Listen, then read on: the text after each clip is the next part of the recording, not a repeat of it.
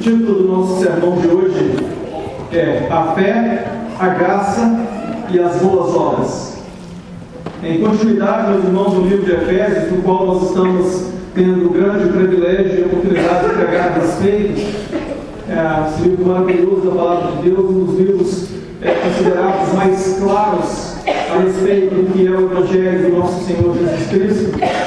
Então, nós hoje entraremos no versículo 8 até o versículo 10 do capítulo 2. Eu convido os irmãos a abrirem as suas Bíblias, caso você queira, e caso você não queira, tudo bem, você vai ouvir o texto sendo lido aqui na lição na mesa.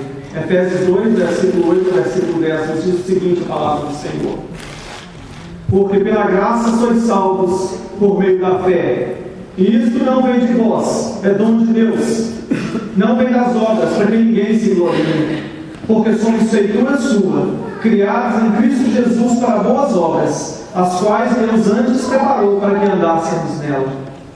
Toda erva, toda carne é erva, e toda a sua beleza como a flor do campo. Seca-se a erva e murcha a flor, mas a palavra do nosso Deus subsiste eternamente. Amém.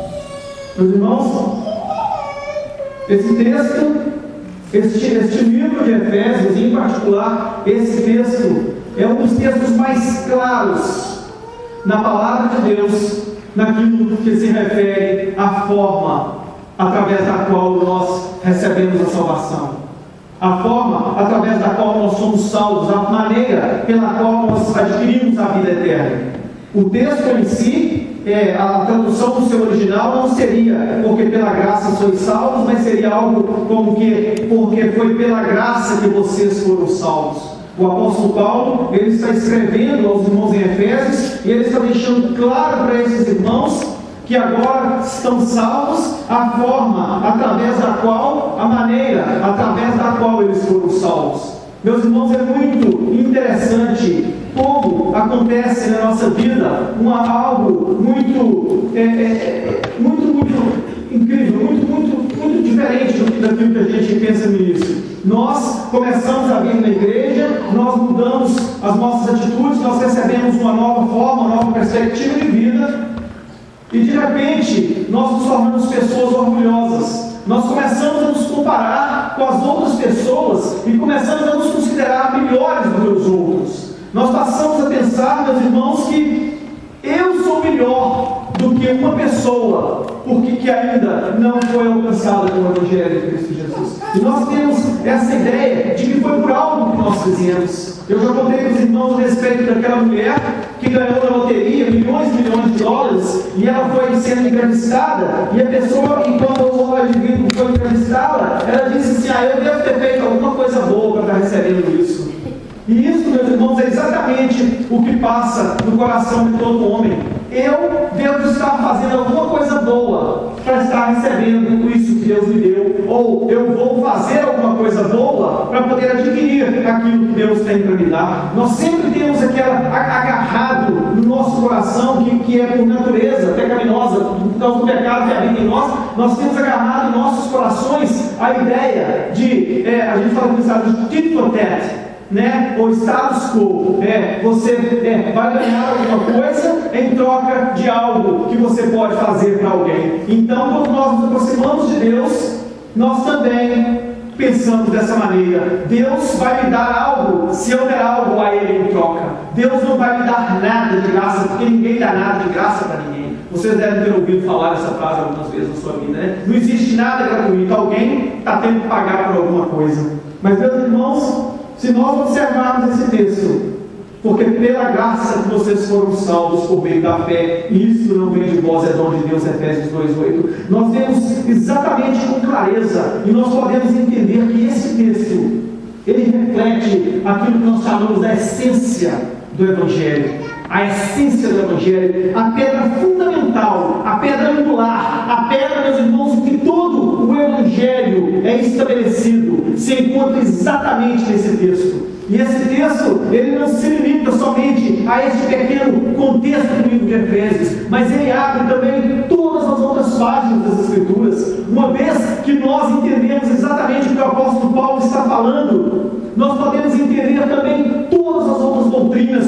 todos os outros ensinamentos,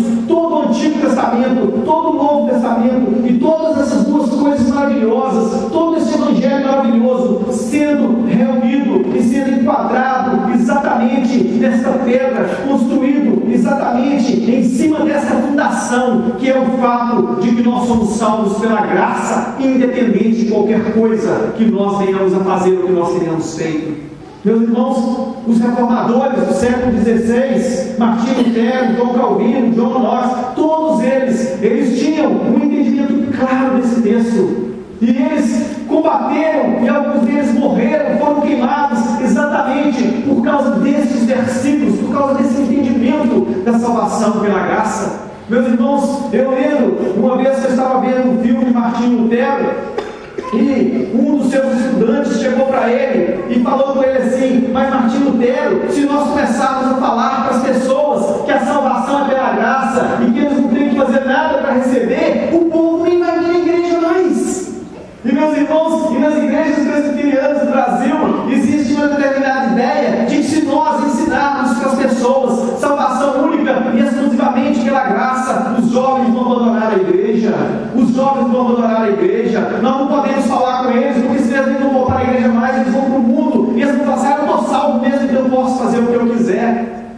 E meus irmãos, isso é o maior engano que existe, que Satanás poderia ter lançado na mente e no coração dos homens, porque este ensinamento de que a salvação é uma dádiva única e exclusiva de Deus, dada gratuitamente, ensinada dos reformadores, vindo do apóstolo Paulo vindo a Cristo, e de Cristo vindo a todas as escrituras do Antigo Testamento, e meus irmãos, e a todo o Evangelho. Este, meus irmãos, é o fundamento principal através do qual nós temos que firmar a consciência dos nossos jovens.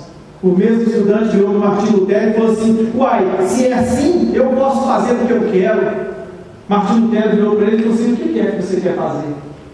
Meus irmãos, mais tarde nós vamos voltar a essa pergunta: o que é que você quer fazer? Mas agora eu quero falar para vocês porque isso é importante. Isso é importante, e esse entendimento claro, desse versículo claro e cristalino, como a água pura, ele nos revela que é somente Deus que pode mover o coração do homem. Meus irmãos, nas últimas semanas nós aprendemos que o homem estava morto pelos delitos e pecados, e agora Deus entra em cena e ele revivifica o coração do homem. Somente Deus tem o poder de transformar a vida do homem, de pegar o homem morto nos delitos e pecados, inimigo de Deus, completamente alheio às coisas espirituais, e novamente trazer vida àquele ser. Como em Ezequiel nós lemos a respeito do vale de ossos mortos, aquele monte de ossos, aquelas pessoas todas mortas ali, e Deus novamente, através da sua palavra e através do seu poder, novamente trazendo vida àquelas pessoas. E meus irmãos, e não é somente nas páginas do Novo Testamento que nós encontramos essas declarações. Moisés pregava o mesmo evangelho que o apóstolo Paulo prega. Moisés, meus irmãos, declarava no Antigo Testamento, nos livros, principalmente no livro de Deuteronômio, as mesmas coisas que o apóstolo Paulo fala nesse texto. Em Deuteronômio 30, no versículo 6, nós vemos as seguintes palavras: também o Senhor teu Deus circundará o teu coração e o coração da tua descendência, a fim de que ames o Senhor teu Deus de todo o teu coração e de toda a tua alma, para que vivas. Veja bem o que Moisés está falando. Moisés está falando que a circuncisão espiritual, que a ação de Deus no coração do homem precede o amar a Deus. Em primeiro lugar, Deus transforma o coração do homem para que o homem possa amar a Deus verdadeiramente. A circuncisão, ela vem antes da ação do homem. Não existe que você vai amar a Deus de coração e aí Deus vai circuncidar você. Você vai amar a Deus de coração e aí Deus vai te dar uma vida, Deus vai te ressuscitar dentre os mortos. Não, você ama depois que você foi circuncidado, depois que Deus operou uma ação no seu coração, Ele transformou o seu coração, Ele agora te qualifica e faz com que você tenha um grande amor por Ele. Novamente, no livro de Ezequiel, também nas páginas do Antigo Testamento, nós vemos as mesmas palavras. Inclusive, esse texto é um dos textos que eu uso exatamente para expressar para os irmãos o batismo infantil, quando nós batizamos as nossas crianças. E Deus diz o seguinte, em Ezequiel 36, versículo 25, versículo 27: Para quem é presbiteriano e gosta da aspersão de água, esse texto é maravilhoso, né? Porque ele diz as seguintes palavras: então aspergirei água pura sobre vós, e ficareis purificados de todas as vossas imundícies, e de todos os vossos ídolos vos purificarei. Também vos darei um coração novo, porei dentro de vós um espírito novo, e tirarei da vossa carne um coração de pedra, e vos darei um coração de carne. Ainda porei dentro de vós o meu espírito, e farei que andeis nos meus estatutos, e guardeis as minhas ordenanças, e as observeis.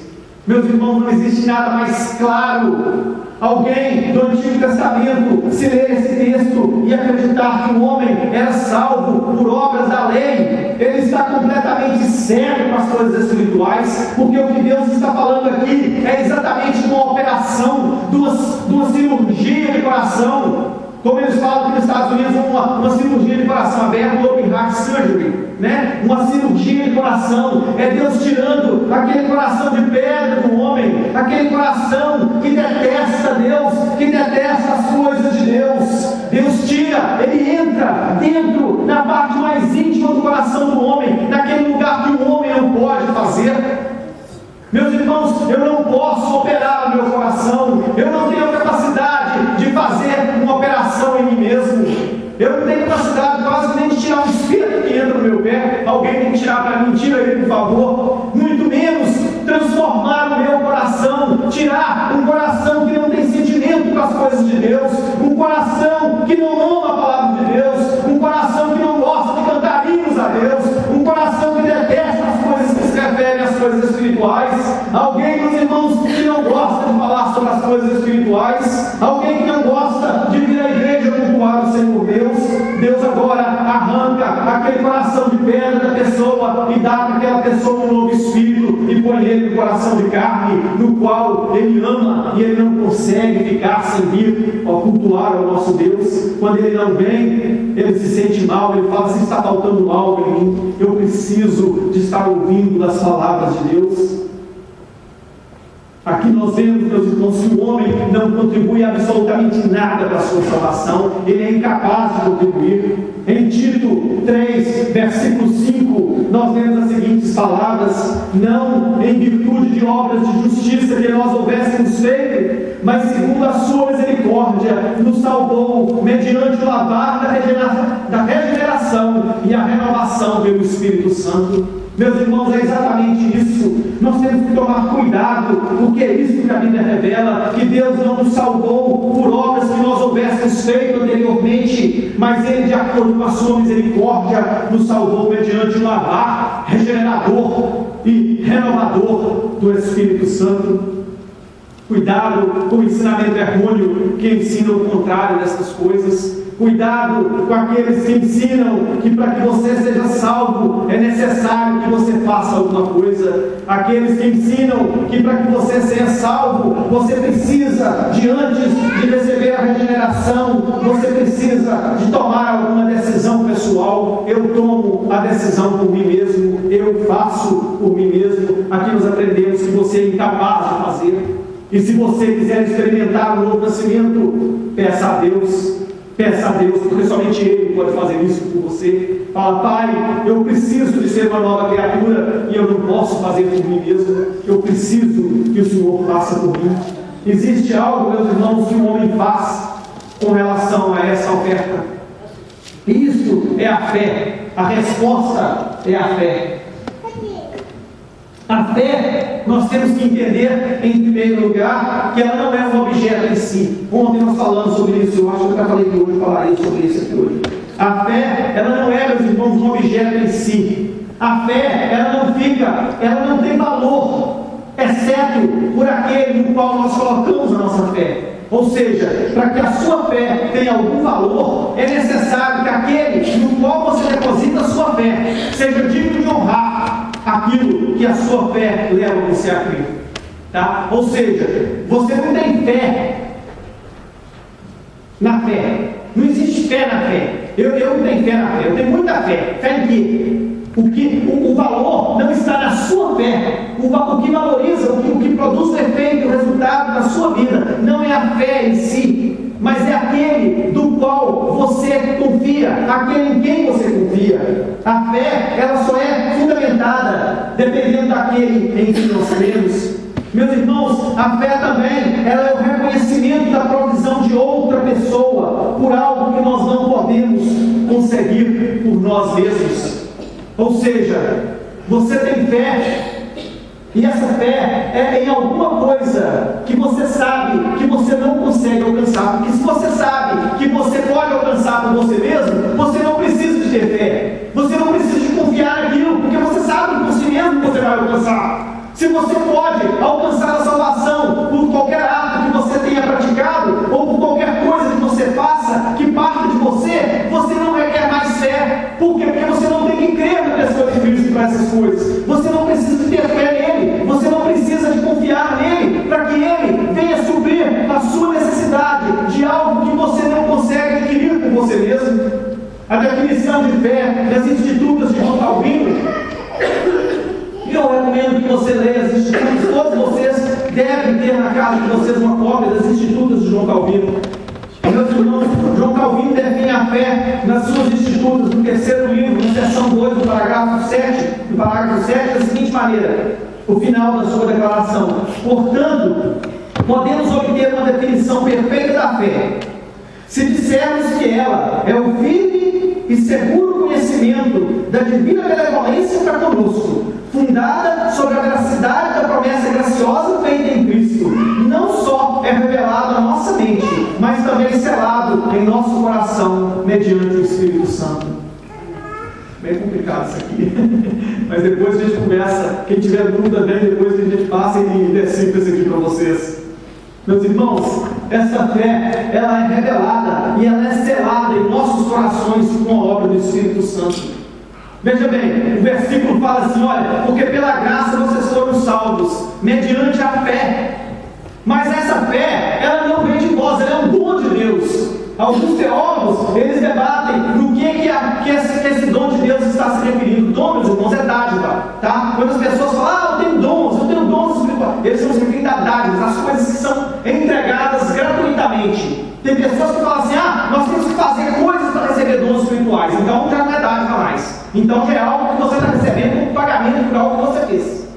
Quando a gente fala a respeito de dons espirituais, nós estamos falando a respeito de coisas que o Espírito concede, independente de qualquer obra que você faça. E aqui é exatamente o que está acontecendo. Alguns teólogos falam assim: é a graça que é o dom de Deus e não a fé. A fé é uma ação do homem. Mas se a salvação é pela graça, mediante a fé, e Deus concedeu a graça, então a salvação também foi um dom de Deus.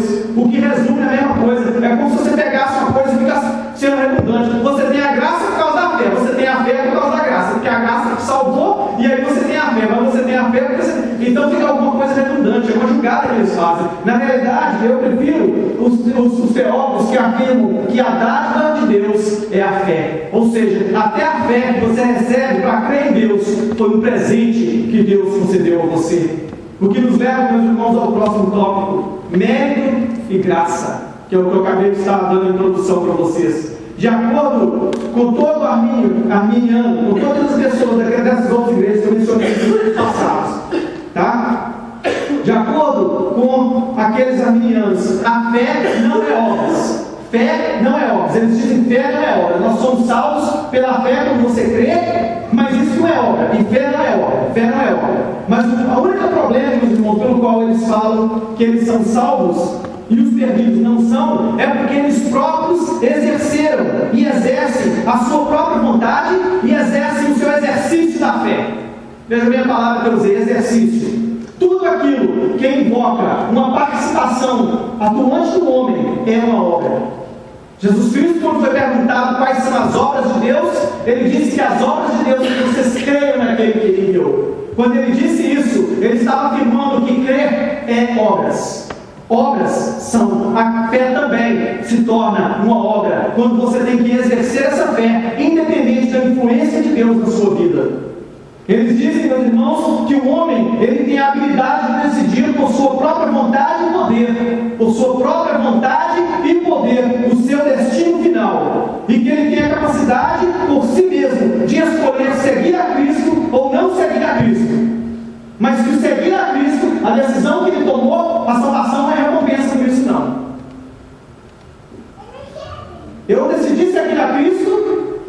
porque eu decidi seguir a Cristo, eu recebi como recompensa da minha fé a salvação. Mas não é obra. Não é algo que eu exerci por mim mesmo para alcançar. Isso é o que eles ensinam. E tem mais. A sua única declaração pela qual o seu argumento que o homem tem o poder de salvar-se a si mesmo é baseado naquilo que eles chamam de imparcialidade ou justiça. Mas não é justo. Não é justo alguns serem salvos e outros não. Não é justo que Deus possa derramar a sua graça sobre alguém e sobre outros não. Eu agora me torno juiz de Deus. E para, meus irmãos, reafirmar a sua doutrina da imparcialidade, eles pisoteiam as Escrituras. E eles tiram todo o sentido claro e limpo que as Escrituras apresentam a respeito desse texto. Que nós somos salvos pela graça, para que ninguém se glorie.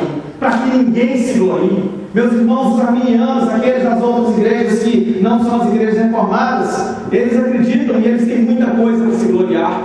Eles têm muita coisa para se gloriar. A Bíblia diz que nós não temos o que nos gloriar na nossa salvação, mas eles têm o que se gloriar.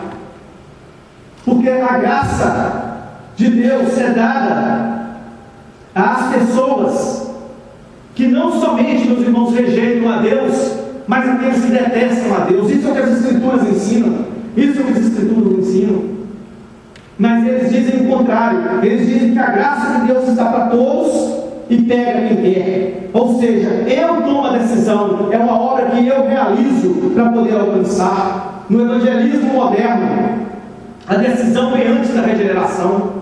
Eu já ouvi, e vocês também devem ter ouvido diversos pastores dizendo: aceite Jesus hoje, vem aqui na frente para você receber a salvação.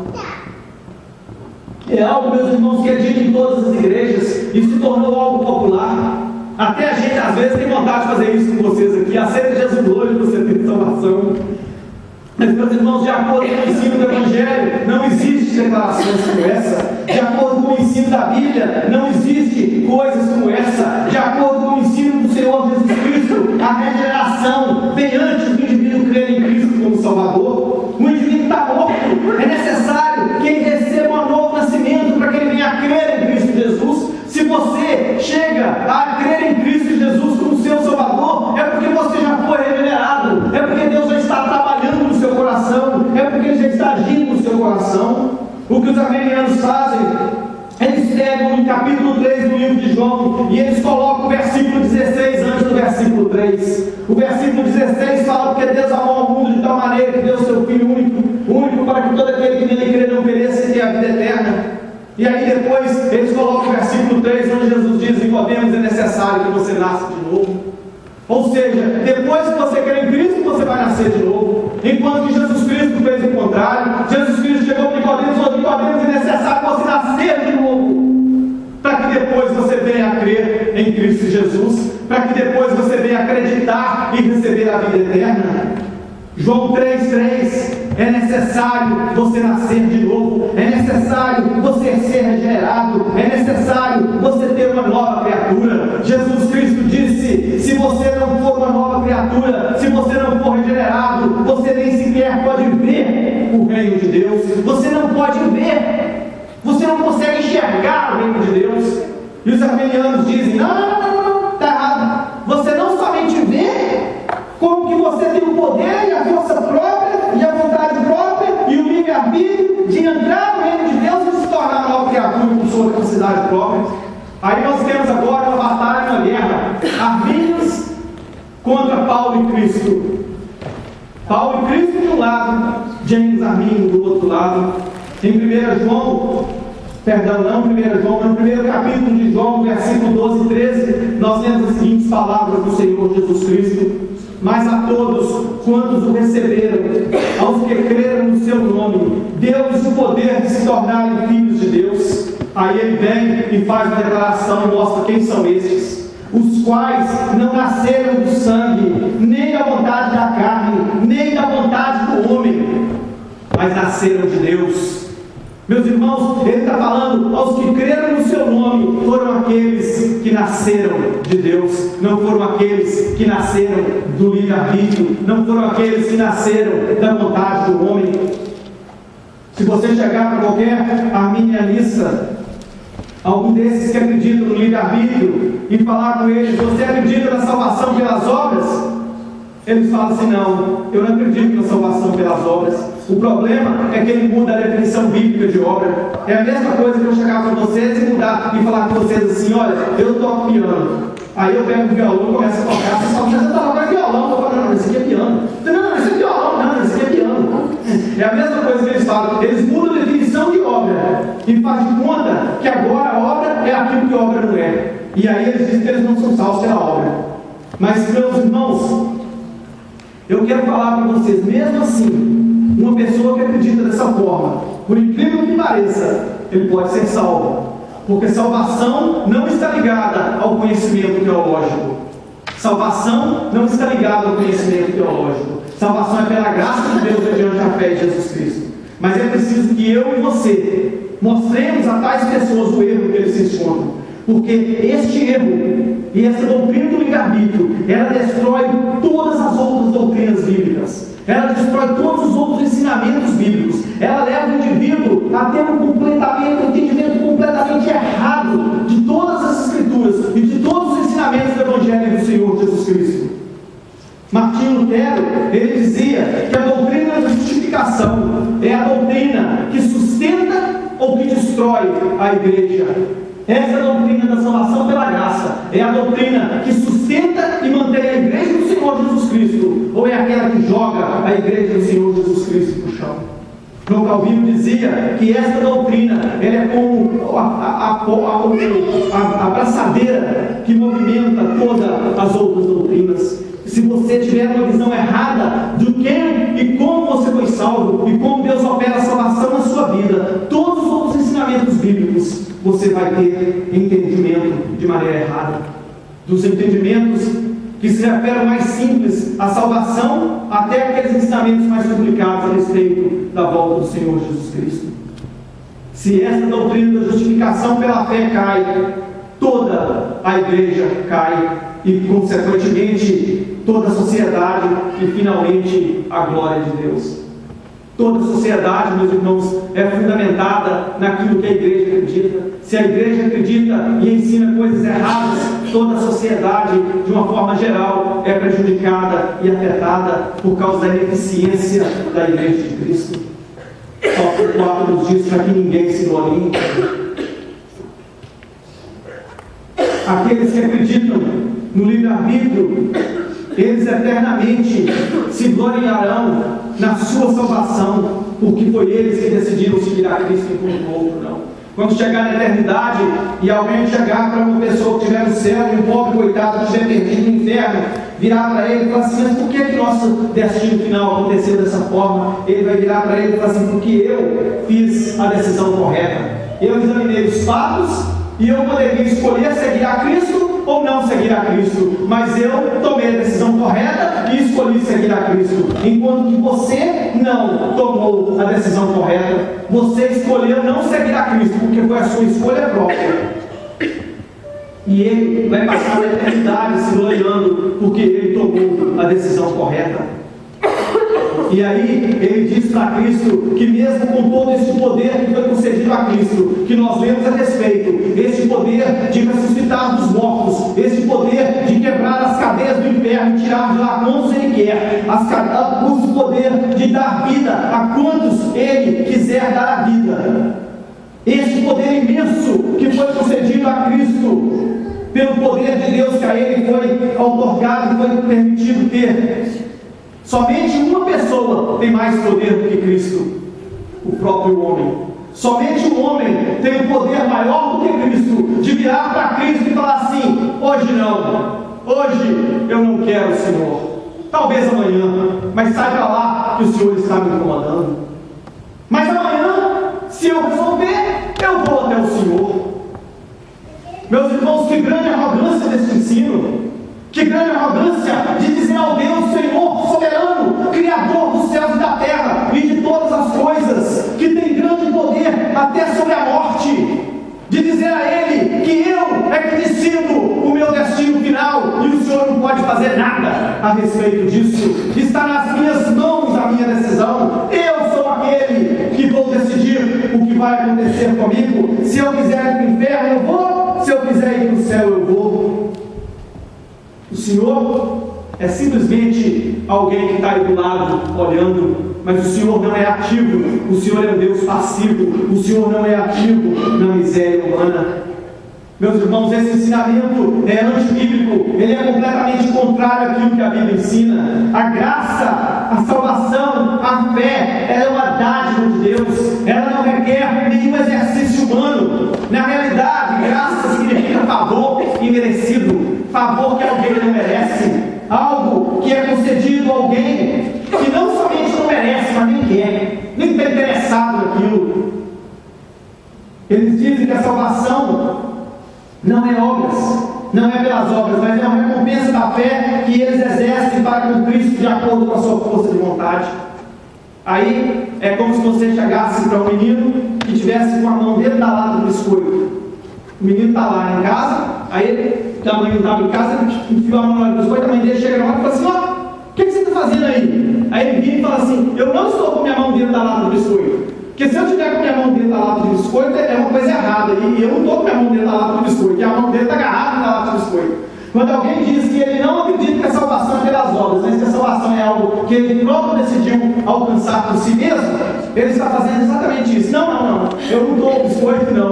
Eu não estou com a mão na lata de biscoito. Se eu tiver ideia que eu estou com a mão na lata de biscoito. Ele foi pego com o biscoito na mão. E é isso que o pecado faz com o homem. O pecado exalta a sabedoria humana acima da palavra de Deus. O pecado exalta a experiência do homem acima da palavra de Deus. A palavra de Deus revela aquilo que Deus é, e quem Deus é e como que Deus opera. Mas a nossa sabedoria diz: não pode ser assim. Qual foi o exemplo de Eva no paraíso? Foi assim que Deus disse? Não é assim. Pecado é a falta, é a transgressão e a falta de conformidade com a palavra de Deus. E é isso que acontece com aqueles que acreditam dessa forma. Eles exaltam a sabedoria humana e aquilo que eles consideram justiça e a sua própria experiência acima da palavra de Deus. E finalmente, meus irmãos, nós vemos na última parte desse texto a respeito das obras dignas. Se vocês são salvos pela graça mediante a fé, então quer dizer que eu posso fazer qualquer coisa? Martinho Lutero respondeu para aquele jovem: o que é que você quer fazer? Eu sempre falo aqui na nossa igreja, que a nossa igreja não proíbe ninguém de fazer nada. Oh glória, graças a Deus por isso. E eu não quero que nenhum de vocês sejam pessoas diferentes quando estiver perto de que quando estiver longe. Tem gente em algumas igrejas que eles às vezes estão falando alguma coisa ou fazendo alguma coisa, e quando o pastor chega, o pastor chegou. Graças a Deus que na nossa igreja não acontece isso. Graças a Deus que na nossa igreja vocês são quem vocês são, longe de mim, perto de mim, longe do pastor, longe de qualquer pessoa, perto de qualquer pessoa, porque é isso que nós devemos ser. É isso que nós devemos ser. Meus irmãos, nós devemos ser quem nós somos, aquilo, e à medida que Deus for transformando a nossa vida, nós vamos deixando que Ele transforme a nossa vida. E é isso que Ele faz quando Ele nos regenera, Ele nos cria, Ele nos transforma e Ele nos dirige para as boas obras. Nós não somos salvos pelas boas obras que nós praticamos, mas nós somos salvos para a prática de boas obras. Se nós somos salvos para a prática de boas obras, então indica que nós não somos salvos pelas boas obras. Meus irmãos, Deus nos salva para manifestar a sua glória. Deus nos salva para que nós venhamos a ser os seus representantes, aquele para quem as pessoas vão olhar e vão dizer: por que ele é diferente? Se você for crente, mas você for igual, você não é mais salvo, você já não tem mais diferença na sua vida. Então você tem que perguntar: houve em mim uma transformação? Existiu em mim alguma vez uma mudança espiritual? Se você antes de se converter era uma pessoa estourada e agora você se converteu, você ainda está pior ainda. A sua conversão foi algo sem regeneração. Aí sim, aí você exerceu sobre o caminho. Aí sim, aí você exerceu sobre o caminho, porque não houve uma operação no seu coração, não houve uma mudança na sua vida, não existe evidência de que você foi salvo para as boas obras. Meus irmãos, as boas obras elas não são meio de salvação, elas são os resultados da salvação. Quando o apóstolo Paulo fala, porque nós somos criaturas dele, criadas em Cristo Jesus para as boas obras. É isso que ele está querendo dizer.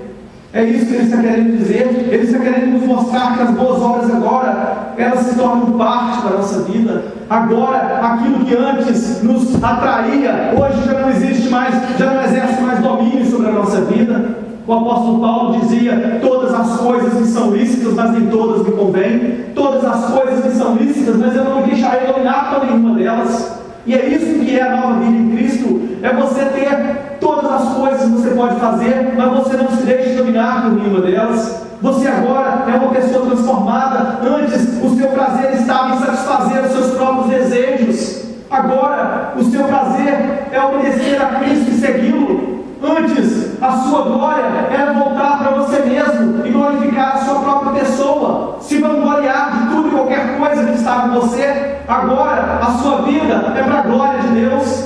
A sua salvação você reconhece ser fruto da graça de Deus, ao invés de você pensar que foi por algo que você fez. Isso é a mudança, isso é a transformação. Antes nós queremos entrar no céu com uma retada. Eu vou entrar aí, Deus, o Senhor não pode fazer nada. Hoje eu entendo que eu fui convidado, que eu fui recebido pelo Pai, que Ele próprio me tirou das trevas, me tirou do inferno e me libertou pela sua infinita graça e misericórdia. Nós somos salvos para andar em novidade de vida. Tito 2, no versículo 14, nós lemos que se deu a si mesmo por nós, para nos redimir de toda iniquidade e purificar para si o povo de todo seu, zeloso de boas obras. É o que Deus fez com o povo de Israel. Deus tirou o povo de Israel do Egito, e quando uma vez que eles estavam fora do Egito, Deus disse: agora é assim que vocês vivem. Antes vocês viviam dessa forma, mas eu salvei vocês, eu redimi, eu tirei vocês do império das trevas, e agora vocês andam dessa forma. E Deus entregou a sua magnífica e maravilhosa lei para que nós pudéssemos andar nela. E novamente em Tito 3, do versículo 3 ao versículo 8, eu estou encerrando por aqui. Versículo 3 até o versículo 8 nós lemos: porque também nós éramos outrora insensatos, desobedientes, extraviados, servindo a várias paixões e deleites, vivendo em malícia e inveja, odiosos e odiando-nos uns aos outros. Mas quando apareceu a bondade de Deus, nosso Salvador, e seu amor para com todos os homens, não em virtude de obras de justiça que nós houvéssemos feito, mas segundo a sua misericórdia, nos salvou mediante o lavar da regeneração e renovação do Espírito Santo, que Ele derramou abundantemente sobre nós por Jesus Cristo, nosso Salvador, para que, sendo justificados pela sua graça, fôssemos feitos herdeiros segundo a esperança da vida eterna. Fiel é esta palavra, e quero que a proclamemos com firmeza para os que creem em Deus, procurem aplicar-se.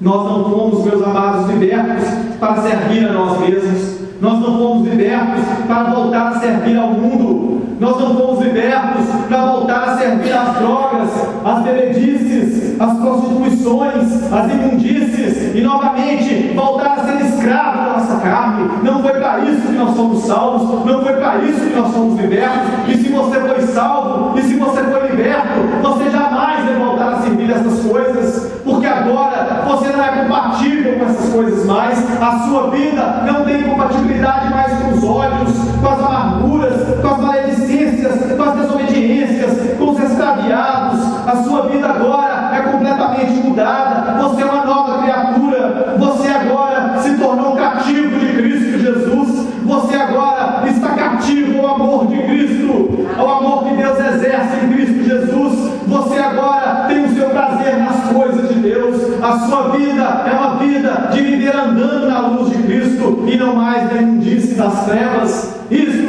é a realidade daqueles que foram salvos pela graça de Deus. Meus irmãos, o nosso objetivo é tornar cativo todo pensamento à mente de Cristo. É trazer cativo e trazer escravo ao pensamento e ao conhecimento de Cristo toda desobediência. Oremos ao Senhor.